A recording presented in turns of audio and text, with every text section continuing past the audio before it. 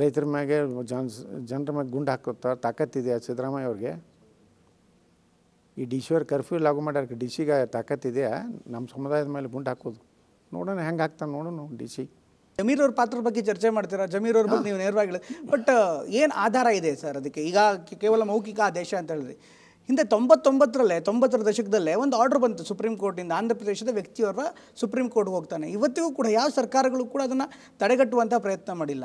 ಈ ವಫ್ ಕಾಯ್ದೆ ಮನಮೋಹನ್ ಸಿಂಗ್ ಅವರು ಜಾರಿ ತಂದಂಥ ಸಂದರ್ಭದಲ್ಲಿ ನೀವು ಸದನದಲ್ಲೇ ಇದ್ರಿ BJP ಅವರು, ಆಗಲೂ ಕೂಡ ಎಷ್ಟು ಪ್ರತಿರೋಧ ವ್ಯಕ್ತವಾಗಿರಲಿಲ್ಲ. ಈಗ ಯಾವ ರೀತಿ ಹೋರಾಟ ಮಾಡ್ತೀರಿ ನೀವು? ನೋಡಿರಿ, ಇದು ಇಷ್ಟು ಭಯಾನಕ್ಕಿದೆ ಅನ್ನೋದು ನಮ್ಮ ಗಮನಕ್ಕೆ ಬಂದ ಮ್ಯಾಗೆ. ಹಿಂದೇನಾಯಿತು ಗೊತ್ತಿಲ್ಲ. ಇದು ಇಷ್ಟು ಮನಮೋಹನ್ ಸಿಂಗರು ಕೊನೆಯ ದಿವಸಗಳೇನಿದ್ದು ಅಲ್ರಿ, ಅವ್ರು ಇಂಥದ್ದೊಂದು ಕಾನೂನನ್ನು ಪಾಸ್ ಮಾಡಿದ್ದು ಇವತ್ತು ಅದರದ್ದು ಎಲ್ಲ ಕಡೆ ಜಮೀರ್ ಅಹ್ಮದ್ ಖಾನು ಬಿದರ್ನಿಂದ ಏನು ಪ್ರಾರಂಭ ಮಾಡಿದ್ಮೇಲೆ ಅವ್ರು ಕ್ಲೇಮ್ ಮಾಡ್ಲಕತ್ತರು, ಇದು 1,11,000 ಎಕರೆ ಇದೆ, ಎಲ್ಲ ಅದರಲ್ಲಿಯೂ ನೀವು ಕರ್ನಾಟಕ ವಕಫ್ ಬೋರ್ಡ್ ಸುನ್ನಿ ಬೆಂಗಳೂರು ಹತ್ತಳಿ ಎಂಟ್ರಿ ಮಾಡ್ಬೇಕಂತ ಹೇಳಿ ಅವರು ಎಲ್ಲ ಕಡೆನೂ ಹೇಳಕತ್ತಾರಲ್ಲ. ಅವಾಗ ಜನನೇ ಕಂಗಾಲಾಗಿಬಿಟ್ರು. ರೈತರು ಮಠ ಮಂದಿರಗಳ್ರಿ, ಒಂದು ಚಾಲುಕ್ಯರು ಕಟ್ಟಿದಂಥ ಒಂದು ಸೋಮೇಶ್ವರ ದೇವಸ್ಥಾನ ನಮ್ಮ ಜಿಲ್ಲೆಯಲ್ಲೇ ಪಡಗಾನೂರು ಗ್ರಾಮ, ಇಡೀ 65 ಎಕರೆನೂ ಇವತ್ತು ವಕಫ್ ಹತ್ತಾಗಿದೆ. ಆ ದೇವಸ್ಥಾನವೂ ವಕಫ್ ಆಗಿದೆ. ಸಿದ್ದರಾಮಯ್ಯ ಈಗ ಯಾರಿಗೆ ನೋಟಿಸ್ ಕೊಟ್ಟಿದ್ದೆಲ್ಲ ವಾಪಸ್ ತೊಗೊಂಡಿದ್ದೀವಿ ಅಂತ ತೊಗೊಂಡಿಲ್ಲ, ಇನ್ನೂ ತೊಗೊಂಡಿಲ್ಲ. ಇನ್ನೂ ಆ ಏನು ಎಂಟ್ರಿ ಮಾಡಿರೋದು ವಾಪಸ್ ತೊಗೊಂಡಿಲ್ಲ, ನೋಟಿಸ್ ಯಾವುದು ತೊಗೊಂಡಿಲ್ಲ. ಕೆಲವೊಂದು ಕಡೆ ನಮ್ಮ ಬಿಜಾಪುರ ಜಿಲ್ಲೆಯಲ್ಲಿ ಕೆಲವೊಂದು ಕಡೆ ನಮ್ಮ ಇದರದಿಂದ ತೊಗೊಂಡ್ರು. ಅದು ಬಿದರ್ಗೆ ಹೋಗಿದ್ದೀವಿ ರೀ. ಬಿದರ್ಗೆ ಹೋದ ದಿವಸನೇ, ಅದು ಹಿಂದಿನ ದಿವಸನೇ ಒಂದು ಬಸವ ಮಂಟಪ ಯಾವುದೋ ಅದನ್ನು ವಕಫ್ ಅಂತೇಳಿ ದಾಖಲೆ ಮಾಡ್ಕೊಂಡಾರೆ. ಅದನ್ನೇ ನಾವು ಸದನದಲ್ಲಿ ಭಾಳ ವಿಸ್ತೃತವಾಗಿ ಚರ್ಚೆ ಮಾಡ್ತೀವಿ.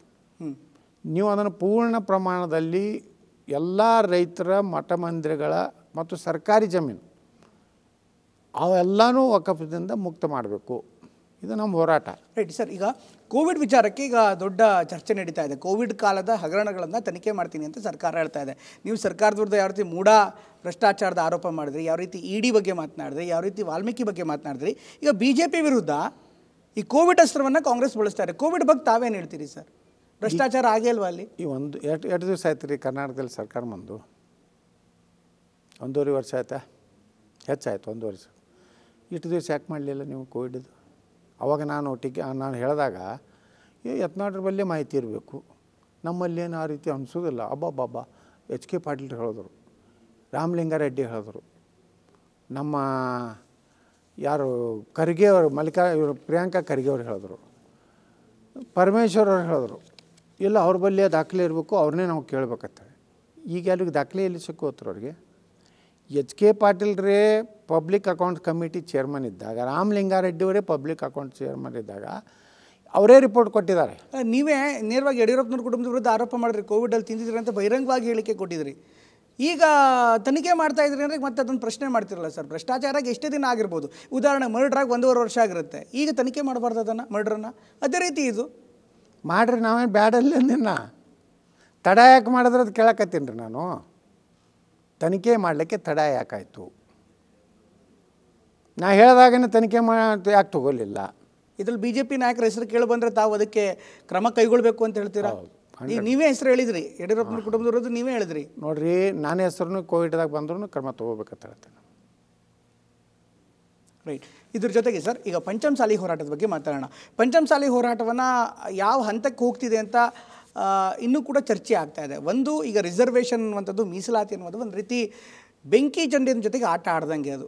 ಈ ಪಂಚಮಸಾಲಿ ಹೋರಾಟ ಈಗ ಮತ್ತೆ ಅಧಿವೇಶನ ನಡೀತಾ ಇರುವಂಥ ಸಂದರ್ಭದಲ್ಲಿ ಹೋರಾಟ ಮಾಡೋದಕ್ಕೆ ಮುಂದಾಗ್ತಿದ್ರಿ. ಕಾನೂನಾತ್ಮಕವಾಗಿ ಕಾನೂನಿನ ಚೌಕಟ್ಟಿನೊಳಗೆ, ಸಂವಿಧಾನದ ಚೌಕಟ್ಟಿನೊಳಗೆ ನಿಮಗೆ ಸಿಗತ್ತೆ ಅಂತ ಅನ್ಸತ್ತಾ? 100% ಸಿಗ್ತದೆ. ನಮ್ಮ ಹೋರಾಟ ಸಂವಿಧಾನಾತ್ಮಕವಾದಂಥ ಕಾನೂನು ಚೌಕಟ್ಟಿನಲ್ಲೇ ನಾವು ಕೇಳ್ತಾ ಇದ್ದೀವಿ. ಈಗಾಗಲೇ ಒಳ ಮೀಸಲಾತಿ ಘೋಷಣೆ ಮಾಡಿದ್ರು. ಸುಪ್ರೀಂ ಕೋರ್ಟ್ ಏನು ಹೇಳಿದೆ, ಆಯಾ ರಾಜ್ಯಗಳಿಗೆ ಯಾವ ಸಮುದಾಯಗಳನ್ನು ಇನ್ಕ್ಲೂಡ್ ಮಾಡಬೇಕು ಮತ್ತು ಎಕ್ಸ್ಕ್ಲೂಡ್ ಮಾಡಬೇಕು ಅನ್ನೋಂಥ ಅಧಿಕಾರ ಆ ರಾಜ್ಯ ಸರ್ಕಾರಗಳಿಗೆ ಇದೆ ಅಂತೇಳಿ ಸುಪ್ರೀಂ ಕೋರ್ಟ್ ತೀರ್ಪು ಕೊಟ್ಟಿದೆ. ಬಟ್ 50% ಮೀರೋಕ್ಕಾಗೋದಕ್ಕೂ ಸಾಧ್ಯ ಇಲ್ಲ. ಕೆಲವೊಂದು ಕಡೆ 50% ಮೀರಲಾಕೂ ಅವರಿಗೆ ಅಧಿಕಾರ ಇದೆ ಅಂತ ಹೇಳಿದ್ದಾರೆ. ಅದು ಪಾರ್ಲಿಮೆಂಟಿಗಿದೆ, ಅದು ವಿಧಾನಸಭೆಗಿದೆ. ಅದರಲ್ಲಿ ಹಸ್ತಕ್ಷೇಪ ಸುಪ್ರೀಂ ಕೋರ್ಟ್ ಮಾಡೋದಿಲ್ಲ ಅಂತ ಹೇಳಿದ್ದಾರೆ. ಈಗ ಹೋರಾಟ ಕೂಡ ಇವತ್ತಿದೆ, ಇವತ್ತು ಸ್ವಾಮೀಜಿಗಳಲ್ಲೂ ಕೂಡ ಹೋರಾಟ ಮಾಡ್ತೀನಿ ಅಂತ ಹೇಳ್ತಿದ್ದಾರೆ ಜಯಮೃತ್ಯುಂಜಯ ಸ್ವಾಮೀಜಿ. ಇನ್ನೊಂದು ಕಡೆಗೆ ಸರ್ಕಾರ ಅದಕ್ಕೆ ತಡೆ ಒಡ್ಡೋದಕ್ಕೆ ಪ್ರಯತ್ನ ಪಡ್ತಾ ಇದೆ, ಟ್ರ್ಯಾಕ್ಟರ್ಗಳಿಗೆ ಅವಕಾಶ ಇಲ್ಲ, ಹೋರಾಟಕ್ಕೆ ಅವಕಾಶ ಇಲ್ಲ ಅಂತಾರೆ. ಇಷ್ಟಾದರೂ ಕೂಡ ಹೋರಾಟದಲ್ಲಿ ಭಾಗಿಯಾಗ್ತಾರೆ ಅನ್ಸುತ್ತೆ ನಿಮಗೆ? ಸಿದ್ದರಾಮಯ್ಯನವರು ಕರ್ನಾಟಕದಲ್ಲಿ ಒಂದು ತುರ್ತು ಪರಿಸ್ಥಿತಿ ಘೋಷಣೆ ಮಾಡಿದ್ದಾರೆ. ಅವರು ಹೇಳ್ತಾರೆ, ಅವರು ಜಿಲ್ಲಾಧಿಕಾರಿಗಳ ಆದೇಶ ಮಾಡ್ತಾರೆ, ಪಂಚಮಸಾಲಿ ವಾಹನಗಳನ್ನು, ಪಂಚಮಸಾಲಿ ಟ್ರ್ಯಾಕ್ಟರ್ಗಳನ್ನು, ಪಂಚಮಸಾಲಿ ಹೋರಾಟಗಾರರನ್ನು ತಡೆಯುವುದು. ನೀವು ಹೋರಾಟ ತಡೆದಿದ್ರೆ ಎಲ್ಲನೂ ತಡಿಬೇಕಾಗಿತ್ತು. ಸ್ಪೆಸಿಫಿಕ್ಕಾಗಿ ಒಂದು ಸಮುದಾಯವನ್ನು ಗುರಿ ಇಟ್ಟು ಸಿದ್ದರಾಮಯ್ಯನವರ ನಿರ್ದೇಶನ ಮೇಲೆ ಡಿ ಸಿ ಅವರು ಏನು ಆದೇಶ ಮಾಡಿದ್ದಾರೆ, ಇದು ಭಾಳ ದೊಡ್ಡ ಮೂರ್ಖತನ. ಈಗ ನಾಳೆ ತಡೆ ಹೊಡೆದ್ರೆ ಏನು ಮಾಡ್ತೀರಿ ಸರ್? ತಮ್ಮ ಹೋರಾಟ ಹೇಗಿರುತ್ತೆ?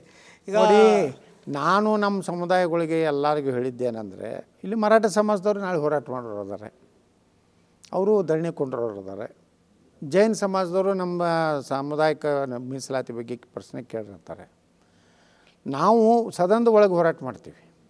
ನಮ್ಮ ಸ್ವಾಮೀಜಿಯವರ ನೇತೃತ್ವದಲ್ಲಿ ನಮ್ಮ ಸಮುದಾಯದವರು ಮತ್ತು ಉಳಿದೆಲ್ಲ ಸಮುದಾಯದವರು ಸುಮಾರು 2,000 ಜನಕ್ಕೂ ಹೆಚ್ಚಿನ ಪೊಲೀಸರ ನಿಯೋಜನೆ ಆಗಿದೆ. ಬಂದೂಕು ಇಟ್ಕೊಂಡು ಧರಣಿ ಮಾಡೋದಕ್ಕೆ ಅವಕಾಶ ಕೊಡಲ್ಲ ಅಂತ ಹೇಳ್ತಾರೆ. ತಾವೇನು ಮಾಡ್ತೀರಿ? ಗುಂಡು ಹಾಕ್ತಾರೆ, ರೈತರ ಮ್ಯಾಗೆ ಜನರ ಮ್ಯಾಗೆ ಗುಂಡು ಹಾಕುತ್ತಾರೆ. ತಾಕತ್ತಿದೆ ಸಿದ್ದರಾಮಯ್ಯ ಅವ್ರಿಗೆ? ಈ ಡಿ ಸಿ ಅವ್ರು ಕರ್ಫ್ಯೂ ಲಾಗು ಮಾಡ್ಯಾರ, ಡಿ ಸಿಗೆ ತಾಕತ್ತಿದೆಯಾ ನಮ್ಮ ಸಮುದಾಯದ ಮೇಲೆ ಗುಂಡು ಹಾಕೋದು? ನೋಡೋಣ ಹೆಂಗೆ ಹಾಕ್ತಾನೆ, ನೋಡೋಣ. ಡಿ ಸಿ ಎದುರಿಸ್ತೀರಿ? ಹೋರಾಟ ಆಗತ್ತೆ ಹಾಗಾದ್ರೆ? ಹೋರಾಟ ಮಾಡ್ತೀವಿ ರೀ. ನಾವೇನು ಅಂಜಿ ನ ದಯನಮ್ ನ ಪಲಾಯನಮ್ ಹೋರಾಟ ಮಾಡ್ತೀವಿ. ಆದರೆ ಇಷ್ಟು ತಿಳ್ಕೊಬೇಕು, ಸಿದ್ದರಾಮಯ್ಯನವರು ಈ ರೀತಿ ಹೋರಾಟ ಹತ್ತಿಕ್ಕಿದ್ರೆ ಅದು ಮುಂದಿನ ಪರಿಣಾಮ ಏನಾಗ್ತಿತ್ತು ಅನ್ನೋದು ಗಮನದಾಗ ಇಟ್ಕೋಬೇಕು. ಮತ್ತು ಕಾಂಗ್ರೆಸ್ನಲ್ಲಿ ನಮ್ಮ ಸಮುದಾಯದವ್ರು ಏನು MLA ಮಂತ್ರಿಗಳು ಅದಲ್ಲ, ಅವರು ಇದನ್ನು ಮುಂದಿನ ಚುನಾವಣೆಯಲ್ಲಿ ಅವರು ಸರಿಯಾಗಿ ಬುದ್ಧಿ ಕಲಿಸ್ತಾರೆ. ಜನ ನೀವೆಲ್ಲ ಜಾತಿ ಹೆಸರು ಹೇಳ್ಕೊಂಡು ನಮ್ಮ ಪಂಚಮಸಾಲಿಗೆ ಮಂತ್ರಿ ಕೊಡಬೇಕು, ನಮ್ಮ ಸಮುದಾಯಕ್ಕೆ ಇಷ್ಟು MLA ಸೀಟ್ ಕೊಡ್ಬೇಕಂತೇಳಿ ನೀವು ತೊಗೊಂಡು MLA ಆಗಿರಲ್ಲ. ಈಗ ನೀವು ಹೋರಾಟಕ್ಕೆ ವಿರೋಧ ಮಾಡ್ಲಿಕ್ಕತ್ತಿರಲ್ಲ, ಒಳಗಿಂದೊಳಗೆ ಸಿದ್ದರಾಮಯ್ಯವ್ರಿಗೆ ಹೋರಾಟಕ್ಕೆ ಕರ್ಫ್ಯೂ ಮಾಡಲಿಕ್ಕೆ ನೀವೆಲ್ಲ ಸಹಾಯ ಮಾಡ್ಲಿಕ್ಕತ್ತಿರಲ್ಲ. ಅದನ್ನು ನೋಡೋಣ. ನಾಳೆ ಸದನದಾಗ ನಾವು ಪ್ರಸ್ತಾಪ ಮಾಡ್ತೀವಿ, ಅವಾಗ ನೋಡೋಣ ಯಾರ್ಯಾರು ಬಾಯಿಗೆ ಬರ್ತಾರೆ, ಯಾರು ಪ್ರತಿಭಟನೆ ಭಾಗವಹಿಸ್ತಾರೆ, ಅವರೆಲ್ಲ ಬಣ್ಣ ನಾಳೆ ನಾವು ಬಯಲು ಮಾಡ್ತೀವಿ ವಿಧಾನಸಭೆಯಲ್ಲಿ. ಸರ್, ಇನ್ನೊಂದು ವಿಚಾರ ರಾಜ್ಯದಲ್ಲಿ ಚರ್ಚೆ ಆಗ್ತದೆ.